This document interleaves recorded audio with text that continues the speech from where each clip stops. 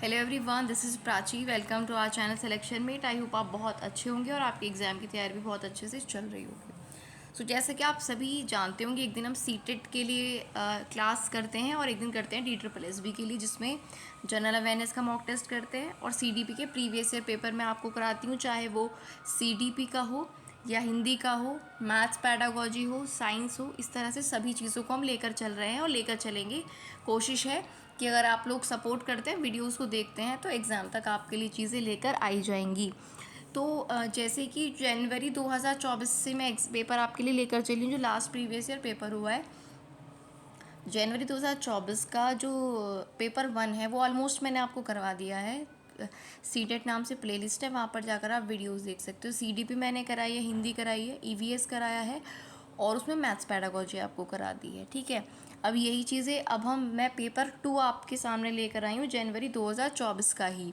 तो आज शुरू करेंगे CDP से, फिर साइंस वगैरह जो भी चीज़ें होंगी उनको हम यहाँ पर डिस्कस कर लेंगे। ठीक है, तो जिस भी पार्ट 1 पार्ट 2 कुछ चीज़ें तो कॉमन है, जैसे आपका हिंदी हो गया, इंग्लिश हो गया और CDP हो गया। ये चीज़ें आप पार्ट 1 पार्ट 2 अगर किसी के लिए प्रिपेयर कर रहे हैं तो सेशन आपके लिए इंपॉर्टेंट होता ही, आप जानते हैं इस बात को।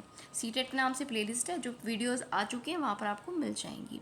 अब मैं वीडियो बिना देरी के शुरू करती हूँ, क्योंकि ऐसा है सीटेट की वीडियोस लंबी हो जाती हैं, बिकॉज इसमें बड़े बड़े क्वेश्चंस होते हैं। कई बार कोई कंसेप्ट ऐसा आ जाता है जो हमें समझना भी पड़ता है, तो इस वजह से अदरवाइज़ जो पॉइंट टू पॉइंट्स की डिस्कशन की हमारी वीडियोस होती है वो ज़्यादा बड़ी नहीं होती हैं। शुरू करते हैं। हिंदी इंग्लिश दोनों में क्वेश्चन आपके सामने होगा। मैं हिंदी में पढ़ूंगी, जहाँ ज़रूरत होगी इंग्लिश में पढ़ लेंगे, लेकिन आप जिस लैंग्वेज को प्रेफर करें उसमें पढ़ सकते हैं। पहला सवाल है आपकी स्क्रीन पर। वाइगॉत्स्की के अनुसार संज्ञानात्मक विकास को सुगम बनाने में शिक्षक की क्या भूमिका है? अब आप क्या जानते हैं कि वाइगॉत्स्की जाने कौन से विकास के लिए जाते हैं, है ना? यहाँ पर वाइगॉत्स्की के अनुसार संज्ञानात्मक विकास को हम कैसे इजी बना सकते हैं, सुगम बना सकते हैं, उसमें टीचर का क्या रोल है, ये पूछा है। लेकिन एक्चुअल में जो जाने जाते हैं जो साइकोलॉजिस्ट संज्ञानात्मक विकास के लिए, वो मोटे तौर पर या मेन तौर पर आपके कौन है? जीन पियाजे हैं। उसी तरह से वाइगॉत्स्की भी किसी एक प्रॉपर, थोड़ी थोड़ी चर्चाएं तो इन्होंने सभी विकास की करी हैं, बताया है, बता दिया है कि ऐसे है वैसे है, लेकिन मेनली मैं बात करी हूँ तो जैसे पियाजे रिलेटेड हैं कॉग्निटिव डेवलपमेंट से, संज्ञानात्मक विकास से, तो वाइगॉत्स्की कौन से विकास से रिलेटेड है? क्योंकि ये सवाल डायरेक्टली आपको आंसर दे देता है मैक्सिमम टाइम एग्ज़ाम में। तो जो वाइगॉत्स्की हैं वो सामाजिक विकास पर ज़्यादा फोकस करते हैं। बात सभी की उन्होंने थोड़ी थोड़ी की है, लेकिन मेनली ही is related to social development. अब क्वेश्चन पर आते हैं। वाइगॉत्स्की के अनुसार संज्ञानात्मक विकास को ईजी टीचर कैसे बना सकता है? ठीक है, तो आपके हमारे पास 4 ऑप्शंस है। ऑप्शंस नहीं पढ़ेंगे हम, बिकॉज ऑप्शंस अगर सारे पढ़ेंगे तो और ज़्यादा लंबा वीडियो हो जाएगा। पहले का आपका सेकंड जो है वो सही उत्तर होगा, सही ऑप्शन होगा। सेकंड में कह रहा है कि आलंबन के माध्यम से छात्र के सीखने का मार्गदर्शन और समर्थन अगर टीचर करता है तो उससे बच्चे का जो कॉग्निटिव डेवलपमेंट है वो ईजी हो जाता है। To guide and support students learning through scaffolding. अब स्कैफोल्डिंग के थ्रू ऐसा कौन मानता है? वाइगॉत्स्की मानते हैं कि स्कैफोल्डिंग के थ्रू अगर आप बच्चे को गाइड और सपोर्ट करेंगे तो उसका अच्छे से कॉग्निटिव डेवलपमेंट हो पाएगा। स्कैफोल्डिंग आप समझते ही हैं, बच्चा अगर किसी प्रॉब्लम को सॉल्व कर रहा है, वो कहीं पे अटक जाता है, थोड़ा उसको बहुत थोड़ा सपोर्ट, कोई हिंट इस टाइप का देना, वो स्कैफोल्डिंग कहलाता है। तो आशा करती हूँ ये आपको समझ आया होगा, लेकिन ये ध्यान रखना, ये वाइगॉत्स्की की थॉट थी कि अगर आप बच्चे को स्कैफोल्ड करते हो तो उसका कॉग्निटिव डेवलपमेंट अच्छे से हो सकता है, या उसके कॉग्निटिव डेवलपमेंट में जो स्कैफोल्डिंग है वो अच्छा रोल प्ले करता है। अगले सवाल पर आते हैं, क्वेश्चन नंबर 2। किशोरावस्था के बारे में कौन सा स्टेटमेंट सही नहीं है, ये है आपसे पूछा है। तो सेकंड का आपका फोर्थ ऑप्शन जो है वो सही नहीं है, रिलेटेड टू एडोलसेंस। क्या कहता है फोर्थ? कि विभिन्न संस्कृतियों के बच्चे एक समान तरीके से किशोरावस्था में प्रवेश करते हैं और इसे अनुभव करते हैं। विभिन्न संस्कृति के बच्चे एक तरीके से नहीं, और सिर्फ किशोरावस्था ही नहीं, किसी भी अवस्था में, किसी भी विकास में सभी अलग अलग संस्कृति के बच्चे या अलग अलग बच्चे भी समान तरीके से विकसित नहीं होते हैं। समान तरीके से ना ही वो किशोरावस्था में प्रवेश करते हैं, ना ही किसी और अवस्था में। सबका कुछ ना कुछ अलग तरीका होता है डेवलपमेंट का या किसी भी चीज़ का, है ना। सब अपने आप में थोड़े थोड़े अलग होते हैं, कुछ में सिमिलैरिटीज़ देखी जाती हैं, लेकिन ऐसा बिल्कुल नहीं है कि एक समान तरीके से सब किशोरावस्था में प्रवेश करते हैं, तो सरासर गलत है। अब आप ये बोलोगे मैम अगर 4th गलत है तो बाकी 3 ऑप्शन सही होंगे किशोरावस्था से रिलेटेड, बिल्कुल। तो इन्हें हम पढ़ेंगे। पहला है किशोरावस्था एक सामाजिक रचना है, इसको याद रखिएगा। Adolescence is a social construction, of course. देखिए बिना सोशल लाइफ के, बिना सोशल या सोसाइटी के किसी भी चीज़ का डेवलपमेंट होना या किसी भी चीज़ को आगे बढ़ना किसी भी चीज़ का बहुत ज़्यादा ना मतलब इम्पॉसिबल टाइप है। तो ऑफ कोर्स किशोरावस्था एक सामाजिक रचना भी होती है, ये आपको याद रखना है। किशोरावस्था को आमतौर पर यौवन को शुरू करने के लिए माना जाता है और एक ऐसी प्रक्रिया है जो यौन परिपक्वता और पुनरुत्पादन की क्षमता की ओर ले जाती है, बिल्कुल सही बात है। और 3rd कहता है कि किशोरावस्था बचपन और वयस्कता के बीच विकासात्मक संक्रमण है जिसमें शारीरिक, संज्ञानात्मक और मनोसामाजिक परिवर्तन होते हैं, बिल्कुल सही बात है। और याद रखना ये लाइन, ये बचपन और वयस्कता के बीच का एक विकासात्मक संक्रमण है, ठीक है, ये भी आपको याद रखना है, ठीक है। एक ट्रांजिशन होता है ये चाइल्डहुड और अडल्टहुड के बीच में। तो ये तीनों जो होंगे सही होंगे। एक बार फिर से पढ़ लेना वीडियो को पॉज करके, जिससे आपको और क्लियर हो जाए। अगले क्वेश्चन पर आते हैं, क्वेश्चन नंबर 3। पूरे 30 के 30 सवाल करेंगे इस वीडियो में। सुजाता नृत्य प्रतियोगिता में केवल इसलिए उत्सुकता से भाग लेती है क्योंकि वह नकद का प्रथम पुरस्कार जीतने में रुचि रखती है। तो इसका क्या मतलब है? सुजाता आंतरिक रूप से प्रेरित है, बाहरी रूप से महारत उन्मुखी छात्र है या असफलता परिहार शिक्षार्थी? कैसी बच्ची है सुजाता? तो देखिए अगर वो किसी इनाम से, किसी बाहरी चीज़ से मोटिवेट हो रही है, दैट मीन्स कि वो बाहरी रूप से प्रेरित है। अगर ठीक है, तो किसी इनाम से, पैसों से, किसी प्राइज़ से मोटिवेट होकर अगर आप कोई काम कर रहे हो, वो एक्सटर्नल मोटिवेशन होता है। अगर आपको अंदर से किसी काम को करने में खुशी मिलती है, आप किसी बाहरी चीज़ के लिए वो काम नहीं कर रहे हो, तो डेफिनेटली वो इंट्रिंसिक वो मोटिवेशन होगा आपका। तो यहाँ पर ये जो होगा आपका 3rd का 2nd ऑप्शन करेक्ट होगा। बाहरी रूप से वो बच्चा प्रेरित है अगर वो फर्स्ट प्राइज़ के लिए उत्सुकता से किसी चीज़ में पार्टिसिपेट कर रहा है। अगला सवाल, क्वेश्चन नंबर 4। शिक्षार्थियों के बीच व्यक्तिगत भिन्नताओं को संबोधित करते हुए एक शिक्षक को क्या करना चाहिए? इंडिविजुअल डिफरेंसेस होते हैं हर बच्चे, मतलब सभी बच्चों में, सब बच्चे एक दूसरे से अलग होते हैं, तो उसको कैसे मेंटेन रख सकता है एक टीचर, ये आपसे पूछा है। कैसे इंडिविजुअल डिफरेंस को टीचर को टैकल करना चाहिए, ठीक है। तो 4th का आपका 3rd ऑप्शन करेक्ट होगा। भिन्नताओं को मानव विविधता की प्रत्यक्ष विशेषता के रूप में मानना चाहिए। इंडिविजुअल डिफरेंसेस को आप नेगेटिव ना लेकर आपको पॉजिटिव उसको मानना चाहिए कि अपने आप में हर बच्चा सीख सकता है, सीखने का तरीका भले ही अलग हो। तो आपको क्या करना है, consider differences as obvious feature of human diversity, मान कर चलना चाहिए कि ये तो नॉर्मल चीज़ है, इस सब में डिफरेंसेस होते ही हैं, राइट। तो ये मानकर टीचर को चलना चाहिए। अगला सवाल है जीन पियाजे से रिलेटेड। जीन पियाजे का मानना था कि जीन पियाजे believe that knowledge is what. Knowledge क्या है, जीन पियाजे क्या मानते थे? तो पहला ऑप्शन पढ़िएगा।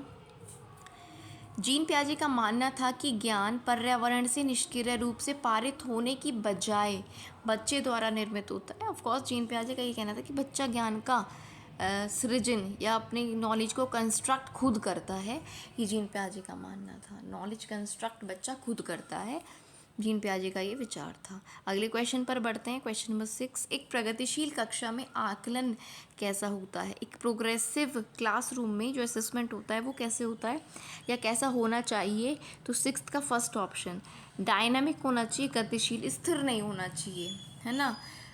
किसी भी अगर एक कोई क्लासरूम प्रोग्रेसिव है, ठीक है, प्रगतिशील कक्षा है, जो भी आकलन या असेसमेंट उसमें हो वो डायनामिक हो, सिर्फ एक रिजिड ना हो, है ना, स्टैटिक ना हो, डायनामिक होना चाहिए, गतिशील होना चाहिए।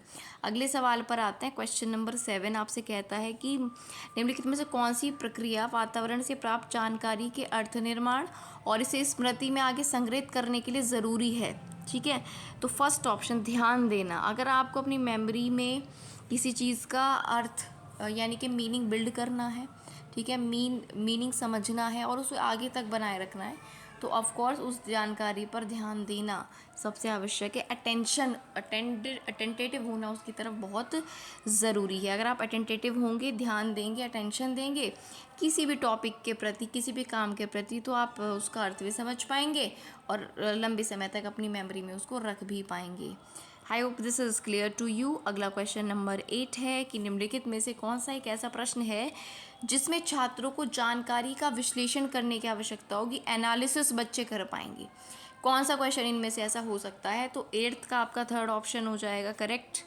To Kill a Mockingbird में लेखक प्रतीकवाद का उपयोग कैसे कर सकते हैं? इसका कथानक क्या है, इसका विषय क्या है और इसके नायक कौन है? सीधा सीधा जवाब होगा। इसमें बच्चे कुछ विश्लेषण, एनालिसिस नहीं कर पाएंगे। लेकिन अगर पूछें कि ये जो बुक है टू किल अ मॉकिंग बर्ड, ये एक बुक है, ठीक है, इसमें जो लेखक है वो प्रतीकवाद का प्रयोग कैसे कर रहा है, सिंबॉलिज्म का यूज़ कैसे कर रहा है, तो आपको सोचने पे ये क्वेश्चन मजबूर करेगा, एनालिसिस करने पे मजबूर करेगा। तो थर्ड इसका सही उत्तर होगा। अब मैं आपको एक बात, DSSB कैंप जनरल अवेयरनेस की मॉक टेस्ट कर रहे हैं, उसमें हमने ये बुक पढ़ी है कि इसके ऑथर कौन है, ठीक है। तो बढ़ लेते हैं अगले सवाल पर। इसका मतलब ये फेमस बुक, अच्छी बुक है, जो यहाँ पर भी ये क्वेश्चन आया है। क्वेश्चन 9 पर आ जाते हैं। यहाँ पर आपको असर्शन रीज़न के सवाल हैं। असर्शन यानी कि जो स्टेटमेंट, स्टेटमेंट और आपका रीज़न के सवाल हैं। तो स्टेटमेंट है कि शिक्षकों को निरंतर अपने स्वयं के रूढ़िवादिता और पूर्वाग्रहों पर चिंतन करना चाहिए, और इसका कारण है कि सांस्कृतिक रूप से उत्तरदायी शिक्षण करता है कि शिक्षक चिंतनशील हो, इसलिए उसे चिंतन करना चाहिए। तो यहाँ पर आपका क्वेश्चन नंबर था ये 9 और फर्स्ट ऑप्शन इसका करेक्ट हो जाएगा। सांस्कृतिक रूप से उत्तरदायी शिक्षण का अर्थ यहाँ पर क्या बताया है कि शिक्षक चिंतनशील होना चाहिए, इसीलिए उसके जो विचार हैं, जो पहले से उसने सोचे हुए हैं और जो उसकी रूढ़िवादिताएं हैं, उस पर उनको चिंतन करना चाहिए। तो कारण सही है इस कथन के कंटेक्स्ट में। तो पहला ऑप्शन आपका सही उत्तर हो जाएगा। अगले पर बढ़े। क्वेश्चन नंबर 10, कोलबर्ग के नैतिक विकास के सिद्धांत की कैरोल गिलिगन की आलोचना का केंद्रीय तर्क क्या है? ये सवाल है। तो 10th का फर्स्ट ऑप्शन करेक्ट होगा, देखभाल की नैतिकता और नारीवादी दृष्टिकोण। जो आपके कोलबर्ग साहब हैं, जिन्होंने मॉरल डेवलपमेंट थियरी के बारे में बात करी है, तो उनका जो सेंट्रल आर्ग्यूमेंट है कैरोल गिलिगन्स क्रिटिक पर, उसमें क्या तर्क दिया गया है ये पूछा है। तो उसमें तर्क यही है कि एथिक्स ऑफ केयर उसमें है, देखभाल के बारे में है, एंड फेमिनिस्ट पर्सपेक्टिव, नारीवादी दृष्टिकोण से सोचना भी उसमें इंक्लूड है। तो अच्छा सवाल है, इसको आप अच्छे से पढ़ लीजिएगा, 2-3 बार देख लीजिएगा। देखभाल की नैतिकता और नारीवादी दृष्टिकोण है उसमें, ये आलोचना का केंद्रीय तर्क है इसकी, ठीक। अगला भी असर्शन और रीज़न का सवाल है कि असर्शन है वास्तविक जीवन की समस्याओं और मूर्त अनुभवों से सीखने से बच्चों को अधिगम और जानकारी प्राप्त करने के लिए कई रास्ते मिलते हैं। सही बात है। अगर रियल सिचुएशन से बच्चे सीखते हैं, रियल लाइफ चीज़ों से, तो ऑफ कोर्स उनके लिए कई चीज़ें सामने ओपन हो जाती हैं, कई रास्ते खुल जाते हैं। उसका कारण क्या दिया है कि विकास अपेक्षाकृत व्यवस्थित और अनुक्रमिक है। विकास की बात तो हमारे कथन में कहीं नहीं हुई। क्या विकास की बात हमारे किसी कथन में हुई है? नहीं हुई है। तो इसका मतलब ये है कि ऑफ कोर्स जो डेवलपमेंट है वो व्यवस्थित एक तरीके से है और अनुक्रमिक है। सही बात है, ये भी सही है, लेकिन ये आपस में थोड़ी ना कनेक्टेड है। यहाँ पर वास्तविक जीवन की समस्याओं से सीखने की बात चल रही है, यहाँ पर विकास, तो ये अलग टॉपिक हो गया। तो ये आपस में कनेक्टेड नहीं है, इंडिविजुअली सही है। इसका मतलब ए और आर दोनों सही है, लेकिन ए जो है वो आर की व्याख्या नहीं करता। तो सेकंड ऑप्शन आपका करेक्ट हो जाएगा। दोबारा पढ़ लीजिएगा अगर कोई कन्फ्यूजन है तो, ठीक। बढ़ते हैं आगे। 12, अपठन वैकल्य या डिस्लेक्सिया एक कैसी स्थिति है जो शिक्षार्थी की कैसी क्षमता को प्रभावित करती है? कई बार सवाल ये एग्जाम में आया हुआ है, इम्पोर्टेंट है, रिलेटेड टू डिस्लेक्सिया। तो 12 का दूसरा ऑप्शन लगाइएगा। जो डिस्लेक्सिया है वो एक साइकोलॉजिकल डिस्लेक्सिया आपका जो है वो एक न्यूरोलॉजिकल या तंत्रिकीय विकार है, या एक कंडीशन है जो बच्चे की ध्वनियों को प्रतीक चिन्हों के साथ जोड़ने की क्षमता को अफेक्ट करती है। Link sound with symbol, sound को वो सिंबल से लिंक नहीं कर पाते कि उन्हें बोला गया है कि क लिखिए, तो साउंड को सिंबल से वो कनेक्ट करके क लिखने में उन्हें समस्या आती है।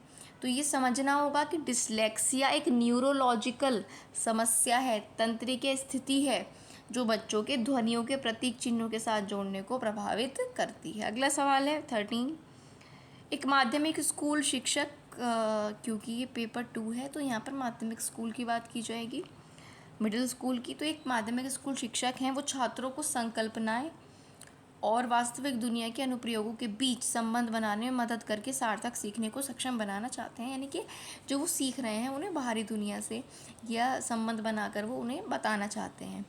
इनमें से कौन सी गतिविधि उपयुक्त शैक्षिक रणनीति होगी ये कार्य करने के लिए? ठीक, तो 13 का देखिएगा, 4th ऑप्शन जो है सही उत्तर होगा, छात्रों को छोटे समूहों में ग्रुप्स बना दो, जो वर्तमान मुद्दे हैं उन पर उन्हें शोध करने दें, रिसर्च करने को दें कि आप छोटे छोटे ग्रुप बना लो, आप इस ग्लोबल वार्मिंग पर आप शोध या रिसर्च करिए और अपने निष्कर्ष कक्षा में प्रस्तुत करिए। ये बेस्ट एक तरीका हो सकता है बाहरी दुनिया से चीज़ों को कनेक्ट करके सीखने के लिए। समझ गए? 4th इसका सही जवाब होगा। 14th है कि कोलबर्ग के नैतिक विकास की किस अवस्था में बच्चों का तर्क कानून की नैतिकता के इर्द गिर्द घूमता है? मैं आपको एक दो चीज़ यहाँ पर बता देती हूँ। देखिए, जो पियाजे की अवस्थाएं हैं, वाइगॉत्स्की की हैं और कोलबर्ग की हैं, स्पेशली इन लोगों की जो स्टेजेस हैं ना, अवस्थाएं, किस अवस्था में इन्होंने क्या बताया, ये आप ज़रूर पढ़ लेना है ना, क्योंकि इनसे सवाल आते हैं और बिना पढ़े प्रीवियस ईयर से अगर सेम क्वेश्चन आ गए तो आप कर लोगे, अदरवाइज़ नहीं कर पाओगे। तो इनकी अवस्थाएं ज़रूर पढ़ लेना, किस अवस्था में इन्होंने क्या बात करी है। तो 14 का जो है वो सेकंड सही जवाब होगा। अगर बात करते हैं कि कोलबर्ग की नैतिक विकास की अवस्था की, जिसमें बच्चों का तर्क कानून की नैतिकता के आसपास होता है, वो पारंपरिक नैतिकता कहलाती है, कन्वेंशनल मोरालिटी, जहाँ पर चिल्ड्रंस बच्चों की जो रीजनिंग है, तर्क है, वो रिवॉल्व करता है कानून की नैतिकता, एथिक्स ऑफ लॉ के आसपास, वो आता है कन्वेंशनल मोरालिटी में, यानी कि पारंपरिक नैतिकता में। ठीक है, चलिए क्वेश्चन नंबर 15 है कि निम्न में से कौन सा एक समावेशी कक्षा का एग्जाम्पल नहीं होगा? तो 15 का चौथा जो है, प्रतिस्पर्धा लोका, आप कंपटीशन को प्रोत्साहित करें, नहीं नहीं नहीं, समावेशी कक्षा में ये सही नहीं होगा। विविध दृष्टिकोणों को आप इंक्लूड करें, सही बात है। उचित समावेशन का पालन करें, करेक्ट। विभेदित निर्देश दें, डिफ्रेंशिएट इंस्ट्रक्शन दें, जिसको जो समझ आ रहा है उसको उस हिसाब से बताएं। तीनों बातें ठीक है, लेकिन प्रतिस्पर्धा लोकाचार को प्रोत्साहित करना समावेशी कक्षा का उदाहरण नहीं है। अगला सवाल है 16, रचनात्मक मूल्यांकन के लिए कार्य की प्रगति को दर्शाते पोर्टफोलियो एक प्रभावी प्रणाली होती है, क्यों? जब भी हम बात करते हैं फॉर्मेटिव असेसमेंट की, तो हम पोर्टफोलियो का यूज़ करते हैं बच्चों की प्रोग्रेस को दिखाने के लिए। तो ऐसा क्यों करते हैं, सवाल ये है। तो 16 का चौथा ऑप्शन जो है सही जवाब होगा, ए, बी और डी इसमें करेक्ट हैं, ए, बी और डी। ये कहता है कि वे मूल्यांकन की प्रक्रिया में बच्चों को शामिल करते हैं, बिल्कुल बच्चे शामिल होते हैं। दूसरा है, वे व्यक्तिगत छात्रों की प्रगति के बारे में अंतर्दृष्टि प्रदान करते हैं, इंसाइट, बच्चों की प्रगति के बारे में बताते हैं इंडिविजुअली सबके बारे में। और 4th है, वे छात्र अधिगम के ठोस सबूत पेश करते हैं कि बच्चे ने कैसा किस तरह से अधिगम किया है, उसके एविडेंसेस भी होते हैं जो कि टेंजिबल होते हैं, ठोस होते हैं। तो ये बिल्कुल सही बात है related to portfolio, related to formative assessment, कि बच्चे इसमें शामिल होते हैं, प्रत्येक बच्चे के बारे में इसमें चीज़ें बताई जाती हैं प्रोग्रेस के बारे में, और जो कि सही होती हैं, सही एविडेंस होते हैं। नेक्स्ट है 17, निम्न में से कौन सा एक महारत लक्ष्य अभिविन्यास का वर्णन करता है, जिसको हम मास्टरी गोल ओरिएंटेशन कहते हैं? तो मास्टरी गोल ओरिएंटेशन, महारत लक्ष्य अभिविन्यास का वर्णन इनमें से कौन करता है, ये सवाल है। तो दूसरा ऑप्शन पढ़िएगा, किसी कार्य के लिए अपनी कौशल और समझ को सुधारने पर ध्यान देना। अगर आपका मास्टरी गोल ओरिएंटेड माइंड है तो आप अपनी समझ को, अपनी स्किल्स को बेटर करने के लिए उस पर ध्यान देते हैं। ठीक है, तो ये सेकंड ऑप्शन करेक्ट हो जाएगा। अगले पर आते हैं 18, आपसे कहता है कि कौन सा प्रगतिशील शिक्षा में शिक्षक की भूमिका का सबसे अच्छा वर्णन करता है। प्रोग्रेसिव क्लास की बात हो रही है, प्रोग्रेसिव एजुकेशन की बात यहाँ पर हो रही है कि इसमें शिक्षक की भूमिका का सबसे अच्छा वर्णन कौन करता है। तो 18 का सेकंड ऑप्शन आपका करेक्ट हो जाएगा। शिक्षक बच्चों को प्रयोग करने के लिए विविध सामग्री देते हैं और आवश्यकता पड़ने पर स्कैफोल्डिंग देते हैं। बिल्कुल, एक प्रोग्रेसिव क्लासरूम ऐसे होना चाहिए, बच्चों को प्रयोग करने का समय दें, उसके लिए सामग्री दें और ज़रूरत पड़े तो उन्हें स्कैफोल्डिंग भी दें, सपोर्ट भी दें। अगला सवाल, पाठ्यपुस्तकों और मीडिया में विभिन्न जेंडर का प्रतिनिधित्व कितना और किस तरीके से किया जा सकता है जैसे महत्वपूर्ण प्रश्न पूछने से किसको प्रोत्साहन मिलेगा। अच्छा सवाल है, जेंडर से रिलेटेड भी ज़रूर आपसे एक सवाल तो पूछा जाता है, फर्स्ट ऑप्शन। इस तरह के सवाल जब आप पूछोगे तो जेंडर रूढ़ियों पर सवाल उठाने को प्रोत्साहन मिलेगा। लोग जेंडर स्टीरियोटाइप पर सवाल नहीं करते, लेकिन अगर इस तरह के सवाल पूछे जाएंगे कि जो बुक्स होती हैं, मीडिया होती है, उसमें विभिन्न जेंडर का प्रतिनिधित्व कितना होना चाहिए, किस तरीके से होना चाहिए, इस तरह के सवाल जेंडर रूढ़ियों पर सवाल उठाने को प्रोत्साहित करेंगे। ठीक है, स्टीरियोटाइपिंग पर। अगला सवाल है सवाल नंबर 20। जीन पियाजे के अनुसार चिन्हों के लिए चिन्हों का प्रयोग करने की क्षमता, जैसे कि अक्षर एक्स को अज्ञात अंक के लिए मानने की क्षमता, डैश के द्वारा विकसित होती है और विद्यार्थी को डैश सीखने में मदद। आप देखते हो ना मैथ्स में, आप मान लेते हो आपको जो वैल्यू फाइंड आउट करनी होती है, जो आपको पता नहीं है उसको आप एक्स मान लेते हैं। तो ये मानने की जो क्षमता है वो क्या है कि यानी कि किस अवस्था में आती है और किसको सीखने में सक्षम बनाती है।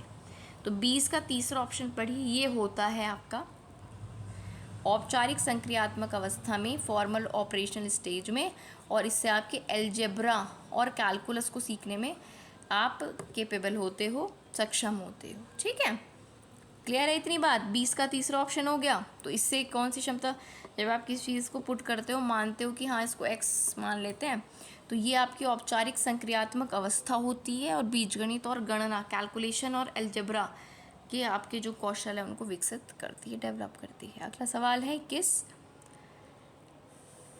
आलोक निम्नलिखित व्यवहार दिखाता है? पढ़ते समय सिर को अजीब स्थिति में पकड़ना, आँख को बार बार बंद करना और रगड़ना, आँखों की लाली या सूजन, अक्षर पहचान में भ्रमित होना।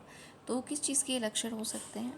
तो भैया ये जो सिम्टम्स हैं, ये लक्षण हैं, दृष्टि संबंधी समस्याएं हैं। अगर आँखों में सूजन है, अक्षर पहचानने में दिक्कत है, आँखों को बार बार बंद कर रहा है, रगड़ रहा है बच्चा, तो ये विजुअल प्रॉब्लम्स बच्चे को हो सकती है। ठीक है, आगे बढ़ते हैं। 22 फिर से आप असर्शन रीज़न का सवाल है। असर्शन है कि एक समावेशी कक्षा में सीखने के जो लक्ष्य होते हैं, शैक्षिक रणनीतियों के साथ साथ आकलन में अनुकूलन किया जाना चाहिए, और इसका कारण दिया है कि समावेशन का दर्शन शैक्षणिक दृष्टिकोण और मूल्यांकन के माध्यम से सभी व्यक्तिगत मतभेदों को समाप्त करने की वकालत करता है, इसलिए अनुकूलन करना चाहिए। तो क्या बात, दोनों बात सही है क्या? 22 का क्या दोनों बातें सही हैं? तो 22 का थर्ड ऑप्शन होगा सही, ए सही है, आर गलत है। ये तो गलत बात है। ठीक है, तो गलत को पढ़िएगा ही मत दोबारा, सही फिर से पढ़ लेते हैं कि एक इंक्लूसिव क्लासरूम में या समावेशी कक्षा में जो सीखने के हमारे टारगेट्स होते हैं, लक्ष्य होते हैं, वो शैक्षिक रणनीतियों के साथ साथ जो स्ट्रैटेजीज़ होती हैं उनके आकलन में उनका अनुकूलन किया जाना चाहिए। 23वां सवाल आपसे पूछता है कि लेव वाइगोत्स्की के अनुसार बच्चे डैश के साथ अंतःक्रिया के अनुभव से लाभान्वित होते हैं और उन कार्यों को कर पाते हैं जो उनके समीप दूराभिमुख विकास के क्षेत्र के क्या हैं। ठीक, तो वाइगोत्स्की की बात हो रही है। 23 का फर्स्ट ऑप्शन आपका करेक्ट हो जाएगा, फर्स्ट। वाइगोत्स्की के अनुसार बच्चे अधिक जानकार, ठीक है, बच्चे अधिक जानकार अन्य के साथ अंतःक्रिया के अनुभव से लाभान्वित होते हैं और उन कार्यों को कर पाते हैं जो समीप दूराभिमुख विकास के क्षेत्र के अंदर आते हैं, जो कि zone of proximal development ZPD में आते हैं। ठीक है, तो पहला ऑप्शन करेक्ट हो जाएगा 23 का। बढ़ते हैं अगले सवाल पर। अगला है आपके पास 24। एक शिक्षिका ने नोटिस किया कि उसका एक छात्र अत्यधिक विचलित है और कक्षा के दौरान ध्यान देने में परेशानी उसे होती है। निम्नलिखित में से कौन सी रणनीति छात्र को केंद्रित रहने में मदद कर सकती है? तो अच्छा सवाल है। 24 का थर्ड ऑप्शन हो जाएगा स्वनियमन। स्वनियमन का मतलब होता है सेल्फ रेगुलेशन और टाइम मैनेजमेंट के लिए छात्र को टाइमर देना। तो उससे जो उसका विचलन है, जो वो ध्यान केंद्रित नहीं कर पा रहा है, वो उसमें ध्यान केंद्रित कर सकता है। तो ये एक स्ट्रैटेजी अपनाई जा सकती है उस बच्चे को पॉइंट पर लाने के लिए, है ना, ध्यान केंद्रित करने। वो विचलित रहता है और ध्यान देने में उसे परेशानी होती है, तो उसके लिए क्या है, giving a timer to student for self regulation and time management, ये सही टेक्निक हो सकती है। अगला सवाल है 25 असर्शन और रीज़न से। असर्शन है कि छात्रों के अच्छा प्रदर्शन करने और स्कूल में बने रहने की अधिक संभावना है यदि उनको अपने स्कूल से भावनात्मक लगाव है और वे मानते हैं कि उनका होना मायने रखता है। बिल्कुल सही बात है। और कारण क्या है, भावनाएं सीखने में महत्वपूर्ण भूमिका निभाती हैं। तो बताइए 25 का क्या होगा, पहला बिल्कुल सही, स्टेटमेंट भी सही और कारण भी इसका सही दिया है, क्योंकि बच्चे इमोशंस बच्चों सभी में होते हैं ना, और इमोशन से बच्चे बहुत कनेक्ट होते हैं। तो अगर बच्चों को ये फील होगा कि वो स्कूल के लिए इम्पोर्टेंट है, उनकी वैल्यू है, तो वो अच्छा प्रदर्शन करते हैं। दोनों बातें ठीक हैं बिल्कुल। अगले पर आते हैं 26, कौन सा संरचनावादी अधिगम सिद्धांत का मूल सिद्धांत है। प्रिंसिपल और कंस्ट्रक्टिविस्ट लर्निंग थ्योरी पूछिए, कोर प्रिंसिपल क्या है इसका। 26 का तीसरा ऑप्शन करेक्ट होगा, छात्र अपने पर्यावरण के साथ सक्रिय संलग्नता के माध्यम से अपने ज्ञान का निर्माण करते हैं। देखो, जो कंस्ट्रक्टिविस्ट लर्निंग थ्योरी है, संरचनावादी अधिगम सिद्धांत है, वो यही कहता है कि जो बच्चे होते हैं वे अपने पर्यावरण के साथ सक्रिय होकर, एक्टिव होकर अपने ज्ञान का निर्माण करते हैं। अगला सवाल 27 है अभिकथन है इसका, और कारण है अभिकथन कहता है कि बच्चा किसी कार्य को करने में जितना कम सक्षम होता है, शिक्षकों को उतने अधिक संकेत और इशारे देने चाहिए, और जैसे जैसे बच्चा अधिक से अधिक कर सकता है वो मदद धीरे धीरे कम कर देनी चाहिए। कारण क्या दिया है कि बुद्धि को बुद्धि लब्धि की गणना करके सटीक रूप से नहीं मापा जा सकता। अब क्या ये आपस में कनेक्टेड हैं, कथन और कारण? ठीक है, देख लेते हैं। 27 का सही उत्तर ऑप्शन 2 होगा। इंडिविजुअली दोनों बातें ठीक हैं, लेकिन इसका कारण नहीं है। यहाँ पर तो स्कैफोल्डिंग की बात चल रही है और यहाँ पर बुद्धि की और बुद्धि लब्धि की, तो अलग अलग दोनों ठीक हैं, लेकिन ये इसकी व्याख्या नहीं करता। याद रखिएगा, बुद्धि लब्धि सटीक रूप से नहीं माप सकते हम बुद्धि को, बुद्धि लब्धि के द्वारा, IQ के द्वारा।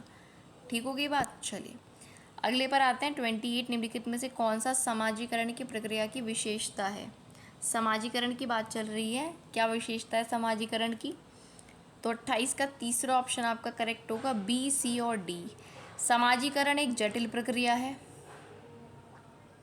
ठीक है, समाजीकरण एक जटिल प्रक्रिया है, ये बहुआयामी है, मल्टी डायमेंशनल है, ये विभिन्न संस्कृतियों में अलग अलग होती है, विशिष्ट होती है, यूनिक होती है। सही बात है, तीनों बातें ठीक हैं। तो ये समाजीकरण का प्रश्न भी याद रखिएगा, इससे भी सवाल आता है। समाजीकरण कॉम्प्लेक्स प्रोसेस है, मल्टी डायमेंशनल है और हर एक में यूनिक होता है, हर कल्चर में। अगला सवाल है 29, फिर से असर्शन और रीज़न से है। असर्शन है वह कोई उद्देश्यात्मक निश्चित क्षण नहीं होता जब कोई बच्चा मध्य बाल्यावस्था या किशोरावस्था में प्रवेश करता है। कोई ये कहता है कि कोई फिक्स टाइम नहीं होता जब बच्चा मध्य बाल्यावस्था या किशोरावस्था में आता है। और कारण है कि विकास प्रकृति में निरंतर होता रहता है। तो क्या सही है और क्या गलत है? 29 का पहला सही है, बिल्कुल। विकास निरंतर होता रहता है, ठीक है। इसी वजह से कोई निश्चित क्षण नहीं होता कि हम बता सकें कि इस टाइम बच्चा मध्य बाल्यावस्था या किशोरावस्था में आएगा, क्योंकि विकास तो निरंतर होता रहता है। तो दोनों सही है, 29 का पहला ऑप्शन करेक्ट हो जाएगा। बढ़ते हैं अगले सवाल पर। लास्ट क्वेश्चन 30 हमारा। एक प्रारंभिक विद्यालय का शिक्षक छात्र के शैक्षणिक आत्म संप्रत्यय के विकास को दृढ़ता से प्रभावित कर सकता है। An elementary school teacher can strongly influence students development of academic self concept. कैसे कर सकता है? एक प्रारंभिक विद्यालय का जो टीचर है, बच्चे के जो एकेडमिक उसके कंसेप्ट हैं खुद के, उनको कैसे विकसित कर सकता है दृढ़ता से, अच्छे तरीके से। तो 30 का आपका हो जाएगा थर्ड ऑप्शन करेक्ट। छात्रों में स्वायत्ता और पहल को पुरस्कृत करना, रिवॉर्डिंग ऑटोनॉमी एंड इनिशिएटिव्स। जो भी बच्चा खुद से कर रहा है उनको क्या करना, आपको मोटिवेट करना है, ठीक है, अप्रिशिएट करना। तो यहाँ पर हमारे 30 सवाल हो जाते हैं ख़त्म। अब अगले सेशन में आपको हिंदी या देख लेते हैं किसी और सब्जेक्ट के साथ मिलेंगे। एक दिन हमारा DSSB का चलता है जनरल अवेयरनेस मॉक टेस्ट, और एक दिन CD आपका जो CTET है उसके प्रीवियस ईयर पेपर। वीडियो अगर आपको अच्छा लगा है, एंड तक आप वीडियो देख रहे हैं, तो वीडियो को लाइक ज़रूर कर दें। आगे अगर हमारे साथ आप जुड़ना चाहते हैं तो चैनल को सब्सक्राइब करके बेल आइकन ज़रूर प्रेस कर लें, जिससे कोई भी वीडियो आए तो आपको नोटिफिकेशन मिल जाए। अगर आपके कोई ग्रुप्स हैं सीटेट के, तो उसमें ये वीडियो आप शेयर भी कर सकते हैं, जिससे ज़्यादा लोगों तक ये वीडियो और पहुँच पाए। ठीक है, तो चलिए आज की वीडियो में इतना ही रखेंगे। नेक्स्ट वीडियो में मिलेंगे, तब तक के लिए पढ़ते रहिए। Thank you so much.